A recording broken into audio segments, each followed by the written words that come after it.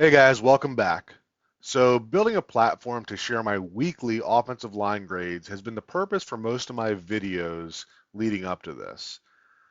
I anticipate that not everyone's going to agree with my grades every week, and that's okay.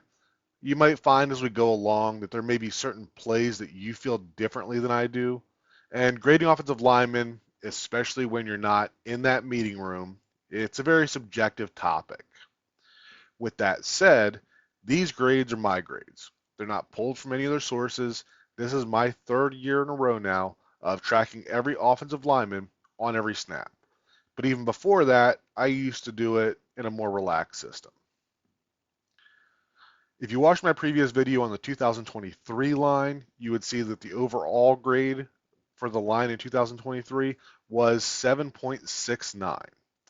And since then, I've done some extended research on inside zone, outside zone, and duo because we are implementing those schemes at the high school that I'm coaching at. So I spent a ridiculous number of hours learning the nuances in those schemes, and they make up a large chunk of Miami's offense as well. So today, I would say that I have a better understanding of the assignments and techniques used in those schemes than I did even a few months ago. Also in 2023, I only used ones and zeros for the grades. This season, I'm expanding on that grading system to introduce half point or point 0.5 grades.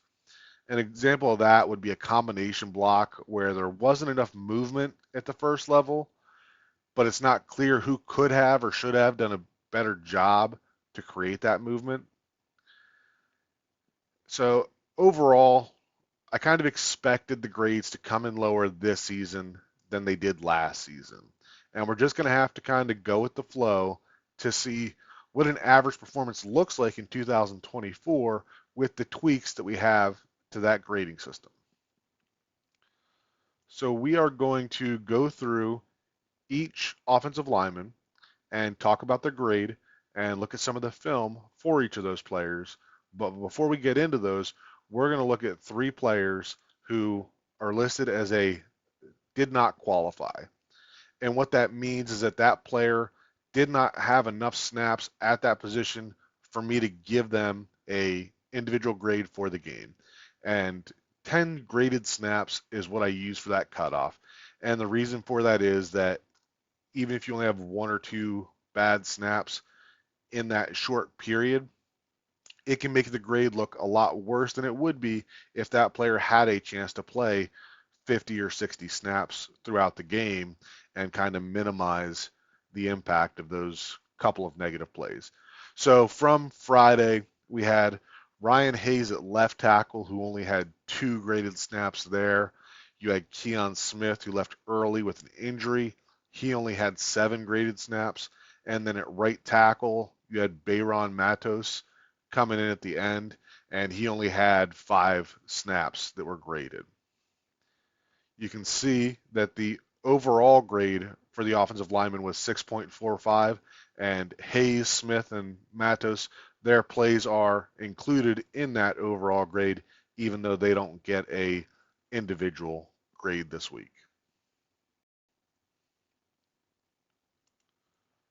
Okay, so the lowest graded offensive lineman that we had this week was Lester Cotton, who started the game at right guard. And this shouldn't be too surprising. We've seen Lester Cotton for a couple of years now, and we know that he's not athletic enough for this offense. Um, he had a total of 16 graded plays, and he had a stretch of 6 snaps where he had 5 plays that were either a point 0.5 or a 0 grade. All right, as we flip over to the film here, we're going to look at 2 outside zone plays to the left. On this first one, we're going to get Jack Driscoll and Lester Cotton trying to combo block that nose tackle and then climb to the next level. And what we're going to end up getting is that both Driscoll and Cotton leave that nose tackle go and both try to climb to number 40. And what we really should be trying to get to is that Driscoll is getting some upfield push, Cotton is taking over that nose tackle, and Driscoll is climbing to cut off number 40, because as you can see, there is no chance that Lester Cotton is going to be able to make that block. All right, as we get into the second play for Lester Cotton, it's going to be the same combination of Jack Driscoll and Lester Cotton, but this time they're working against a two technique instead of the nose, and they're going to be comboing up to number 45. And what we're going to get here is that Driscoll does an okay job of stabbing that play side shoulder of the tackle before he's climbing to 45. At this point in the play, you'd really prefer to see Lester Cotton's head on the other side, getting in a good position to cut off that defensive tackle. And you can see that Lester Cotton, whether it's taking a bad angle or just not athletic enough, is not in a good position to take over that block. And what you're going to get is the back trying to make a cut based on that, as well as the block from Keon Smith, and he slips in the backfield for a loss of yardage.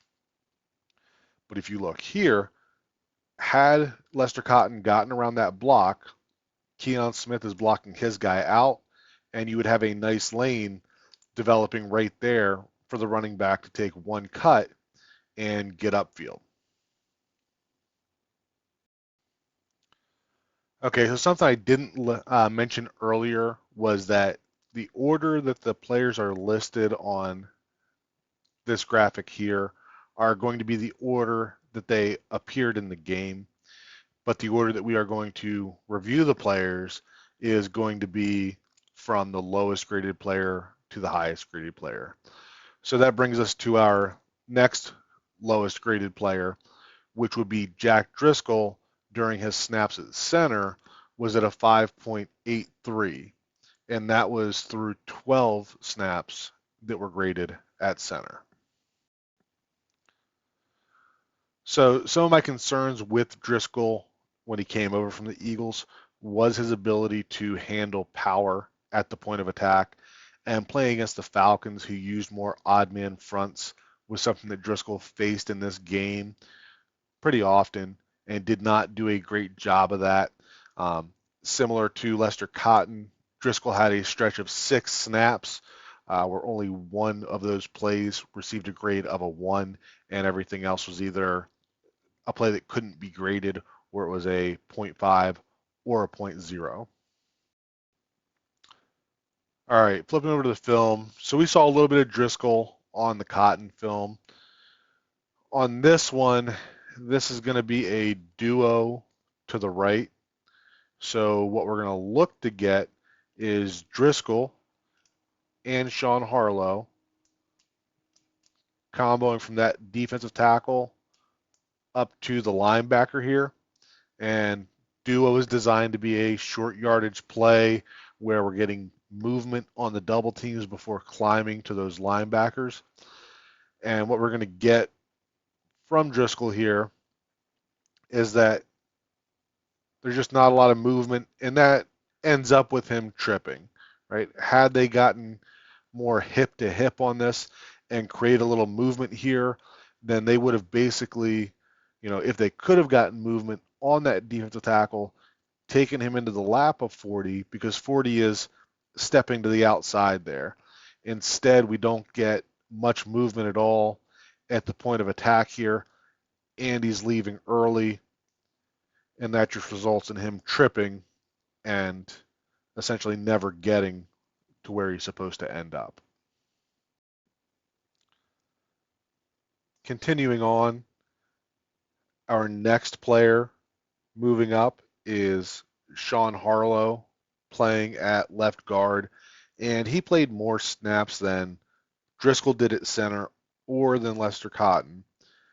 Sean Harlow was graded on 53 snaps. It was kind of a mixed bag of results for him. He had some solid stretches, but sprinkled with a few plays that were not so good. Okay, first one we're going to look at for Harlow here. So this is going to be the touchdown by Jalen Wright, but this is a good example of how everything doesn't always need to be perfect to have a good play. So what we're going to get from Harlow here is that he is going to be pulling and he is going to look to lead up through that hole for Jalen Wright. And we can see that as Sean Harlow is getting around the edge, he's turning up a little early, so he's going to get caught up in Hayden Rucci's block. And by the time he makes it around, he's lost his momentum and basically gets stood up in the hole.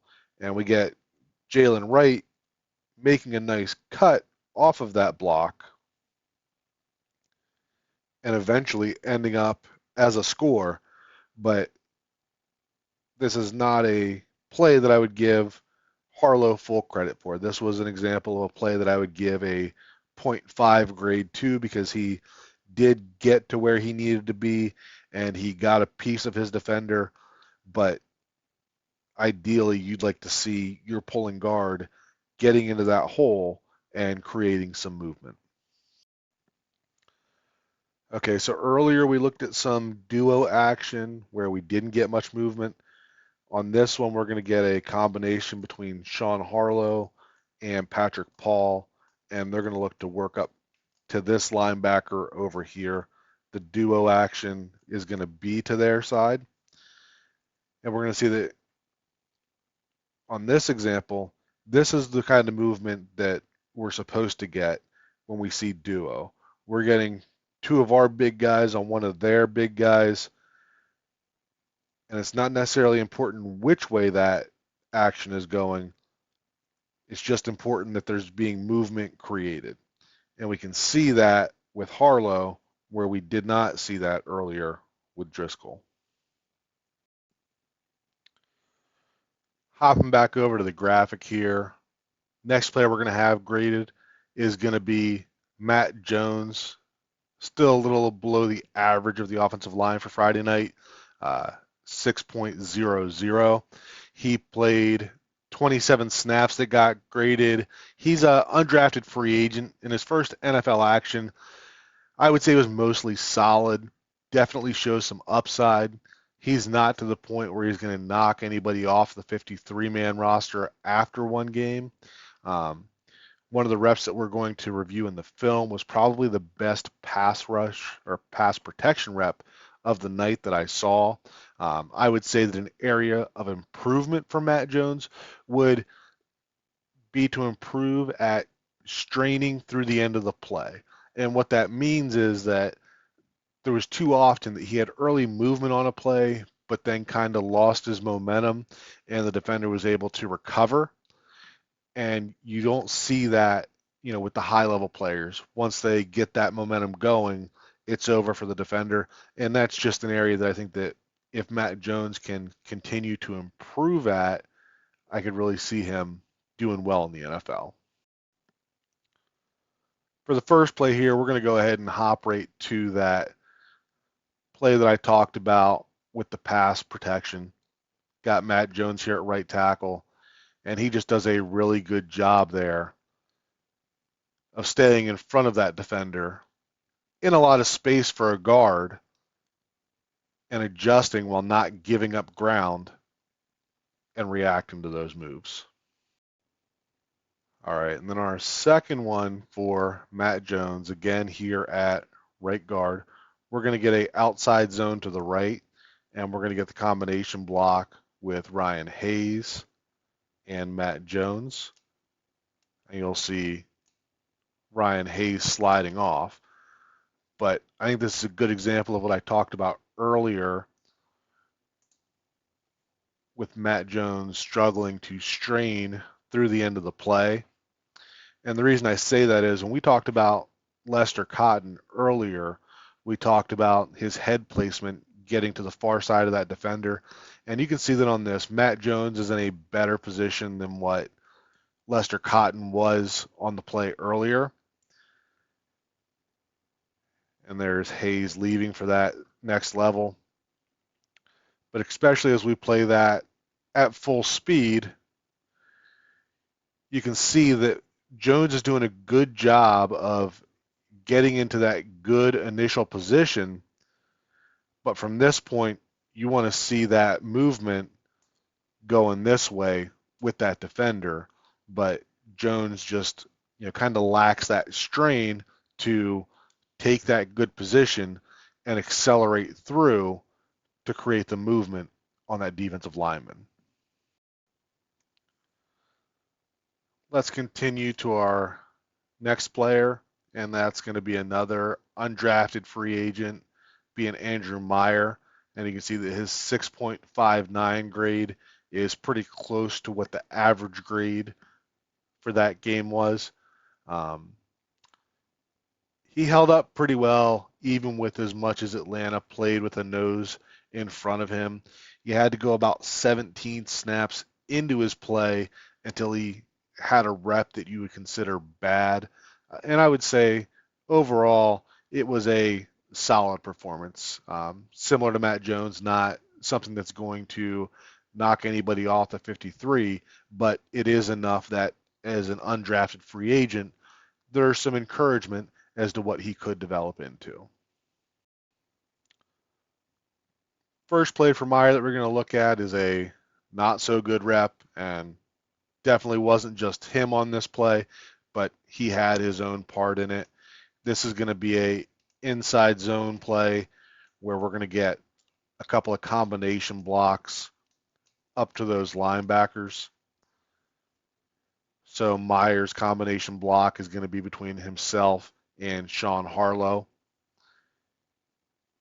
And what we're going to get is that defender, that defensive tackle, is slanting to the inside of Andrew Meyer. And Meyer does not do a good job of what we call the catch hand. His right hand should really be trying to get into the rib or armpit area of that defensive tackle so that when he slants across, he almost gets pulled through. And as you can see, that arm never gets there, which means that Andrew Meyer misses that block completely, and his defender is one of several on this play that are meeting Brooks in the backfield. And we're going to look at another outside zone play here. So it's going to be to the left. So we're going to get Meyer and Driscoll comboing on that nose and working up to this linebacker here.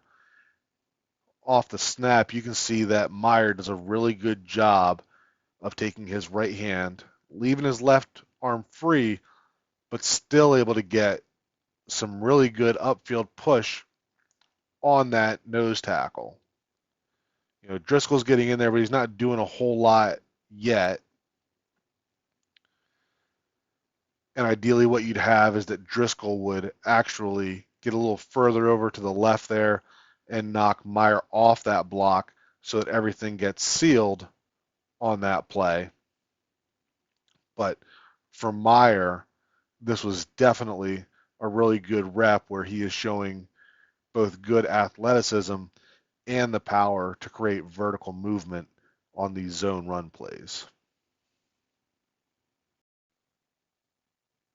Okay, so we're moving into the top 3 graded players for this game. And coming in at number 3 is kind of a controversial one in Ryan Hayes. And I say that because opinions on his performance seem to be all over the place. Overall, I thought he had a pretty good night. He had 59 snaps that I had graded. He had one really bad stretch where he had 5 consecutive either 0 or half point grades. But once he got past that, he was pretty consistent. He only had one pass play graded as a 0.5, and he had a few hiccups in the run game, but it wasn't anything significant. It was all stuff that you could still live with.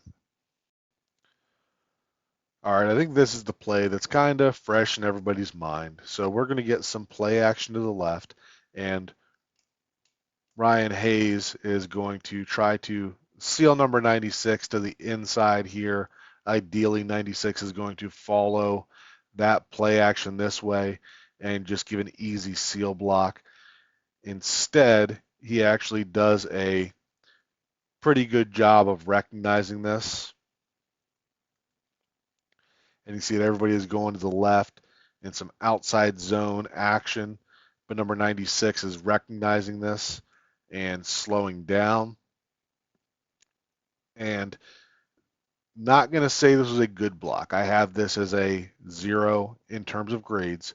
But at the same time, this play is also designed that this ball is out now, right? That ball should be thrown before that receiver is even cutting, and that ball should be hitting the receiver right there. Even beyond that, everything else in this play is pretty good that Skylar could have just stepped up in the pocket. Instead, he's late throwing with the defender coming directly at his arm. Arm gets hit, ends up being an interception, and of course, everybody's going to blame Ryan Hayes because it was his defender. But even with the poor performance by Hayes on this play, I still think there's plenty of room to go around in terms of this being an interception. All right, here we're going to get some more outside zone action. So we're going to get Ryan Hayes and Jack Driscoll comboing through this 4 technique defensive tackle, and that's going to be up to this linebacker here. And what we're going to see is that Hayes does a good job of getting movement on this defensive end. We can see that he's playing through that outside shoulder, gets him completely turned. Again, would like to see Driscoll getting around that block. But then Hayes does a good job of continuing through, getting a linebacker, and running him into the ground. Watching it one more time. Again, Hayes in good position here. Would like to see Driscoll get around and seal that so that Jalen Wright can continue to follow Tanner Connor through that lane. But in terms of grading the play for Ryan Hayes as an individual, this was a good rep that may not have been caught watching it live. As we get to our final 2 offensive linemen for this week, the second highest graded player is going to be Patrick Paul, coming in as 7.34. He played in 62 snaps in this game. Only 2 of those plays were graded as a 0, and all of his snaps were graded. He was better in pass protection than he was in the run game, but he did show flashes with his athleticism and his strength as a run blocker. Overall, this was the kind of performance that I was hoping for in his first preseason game. Patrick Paul is a second-round pick, very physically talented player, and he should have been able to come out here and give a good showing versus, backups or fringe 53 NFL players, and that's exactly what he did. He was a player that I felt on most teams could come in and compete for his starting spot. Obviously, that's not what we're expecting here in Miami with Teron Armstead as long as he stays healthy. But I expect Patrick Paul to get as many snaps in the preseason as possible as we move towards the regular season, which will hopefully be more of a redshirt season for Patrick Paul. As we get over to the film side of things, this was a negative play for Paul, and this was a play that we looked at previously for Andrew Meyer. So we're going to get the 2 double teams on the defensive tackles here, and Patrick Paul's job is to keep this defensive end sealed to the outside. And what we're going to get is, as Paul comes off the ball, not a bad first step, but you can see that this defender is slanting inside immediately. And we talked earlier about that inside catch hand, basically catching that defender as he's slanting inside to pull Paul inside and allow him to continue to get vertical movement. He doesn't get great hand placement here, which allows that defensive end or outside linebacker to get to the inside of him.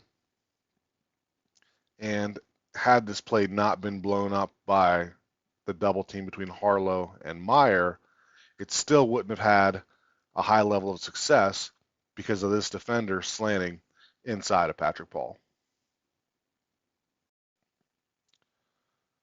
But there was a lot of good with Paul too. And on this play, we're going to get a inside zone to the left. Again, Paul is going to be one-on-one with that outside linebacker, and we're going to get the double teams to the inside here. And on this play, that outside linebacker tries to stay to the outside. He's going to try to hold his ground here, protecting that C gap area. And the play does end up cutting back, but you can see that Paul is able to get that initial horizontal movement, and then as that defender is trying to pursue that play, Paul doesn't let him scrape back over top. Instead, he's going to stay connected, get that vertical movement, and even if Jalen Wright had made a secondary cut to the left there, Paul's defender was eliminated from that play completely. Just one more on Paul here. There's plenty of others who have analyzed that series of runs with Jalen Wright a little bit later in the game, where Patrick Paul did a really good job on the front side of those outside zones. So here's one that was a little bit earlier in the game. The play itself was not a success, but what we're looking at here is that Paul is going to be looking to get out to this defensive end, and if he's trying to squeeze that gap, then Paul would try to get around him and seal to the outside. But in this case, he's trying to protect this gap, and we're going to see Paul doing a really good job of getting to that defender and widening out the play. So like I said, don't look at the backfield. This was not a good play for the team overall, but looking at where this cursor is, right, that's where this defender is starting, and we can see that Paul is moving him out 4 to 5 yards. So had this play been able to get a little further, this play would have hit for a solid gain off tackle. All right, so our highest graded player of the week is going to be at right guard. It's going to be Jack Driscoll coming in at an 8.03. He had 19 snaps at right guard that were graded. None of those were marked as a 0. 3 were marked as a 0.5. And I would say it was a steady performance, but it doesn't really move the needle for me for Driscoll versus the other contenders for the right guard spot in Liam Eichenberg and Robert Jones. And the reason for that, and I don't have the numbers to back this up, but I feel that Jack Driscoll struggles to create movement, specifically with somebody in front of him.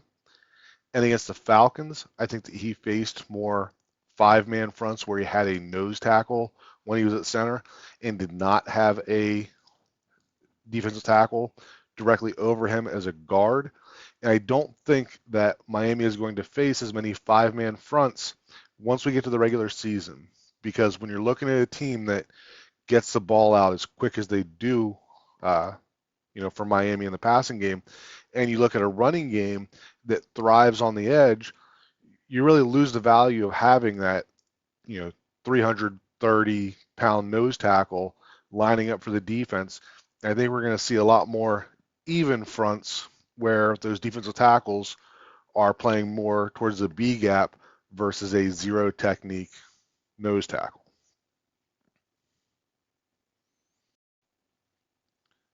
On this first play, we've got Driscoll at right guard here, and we're getting a inside zone or duo concept here.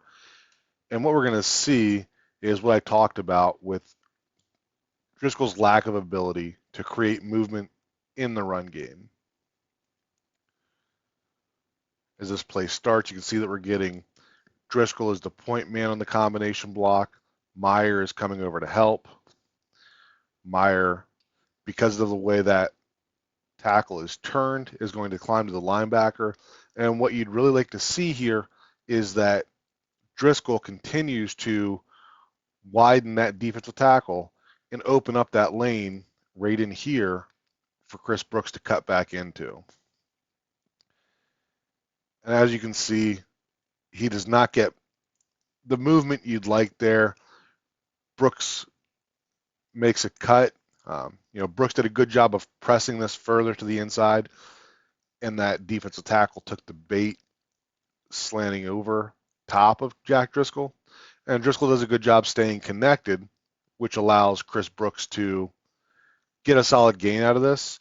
But just looking at the initial position of this block, the way that Driscoll has this inside position, what you would really like to see is that movement continues to go in that direction as opposed to staying right here and depending on the back to make that cut to help the lineman.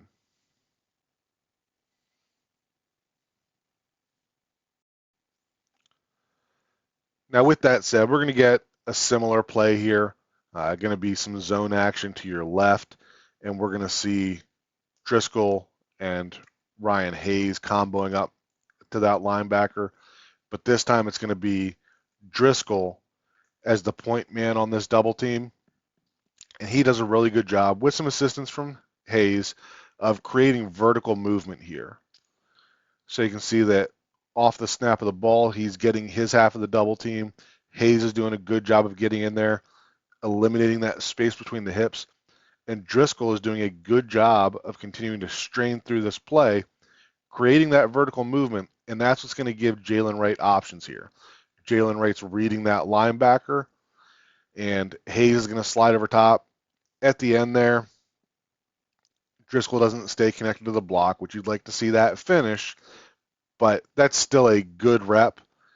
If you can drive a defensive lineman 5 yards off the ball, it's going to be hard to call that a bad rep. So that's the kind of thing that I would like to see from Driscoll more consistently before I really, put him into that right guard conversation. All right, so if you're still with me, I appreciate it. This video is definitely longer than what we're going to have during the regular season just because we have more players getting significant snaps in a preseason game than we will be in a regular season game. But I hope that being able to share these grades to kind of show how I have the offensive line performances for this game ranked is helpful, and that the film to kind of help to show why those players are graded the way they are helps as well. One thing I would like to add to these videos on a weekly basis,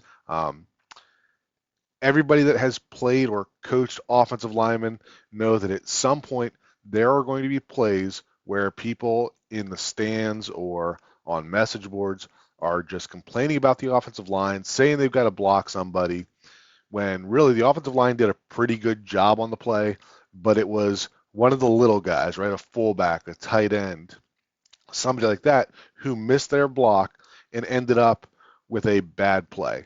So we can find something to call this segment, but for now we'll just call it, why don't you block somebody? On this week's play for why don't you block somebody, we're going to have a power concept here. So we're going to have Sean Harlow pulling and kicking out this end. Keon Smith is getting a cutoff block here. Andrew Meyer blocking back on the defensive tackle. Matt Jones on the front side blocking back on that defensive tackle. We're going to see Ryan Hayes and Tanner Connor comboing through this defensive tackle and trying to get to the backside backer. And then that's Hayden Rucci. And then we're going to have Tanner Connor on the front side here trying to get to the front side linebacker. And as this play goes through, you can see that we're getting our down blocks here. Ryan Hayes is getting into his blocker. Sean Harlow's coming across. Hayden Rucci's doing an okay job helping out with Ryan Hayes on number 98. But then as you can see, Tanner Connor completely misses his block. Hayden Rucci does not do a good job of sliding off onto that linebacker. So this is a good example of a play where our 5 offensive linemen that we're grading all do their jobs and do their jobs well, but because of the tight ends, this play is not successful. And you probably got somebody sitting behind their TV saying, this line sucks, and they got to block somebody. Okay, that's it for this week's video. If you enjoyed this video, leave a comment below. Let me know what you liked or what you didn't like. If there's something with the format that you think would fit better, do you want to see more plays per player? Do you want to see less plays per player? Do you have different requests as to the type of information that you would like to see? Like I said, this is the first week of doing these offensive grades and creating a video for it. Going to plan to do these throughout the season. So I want to make sure that whatever I'm putting out here is something that you, as the audience, is going to appreciate. As always, thanks for watching. Talk again soon.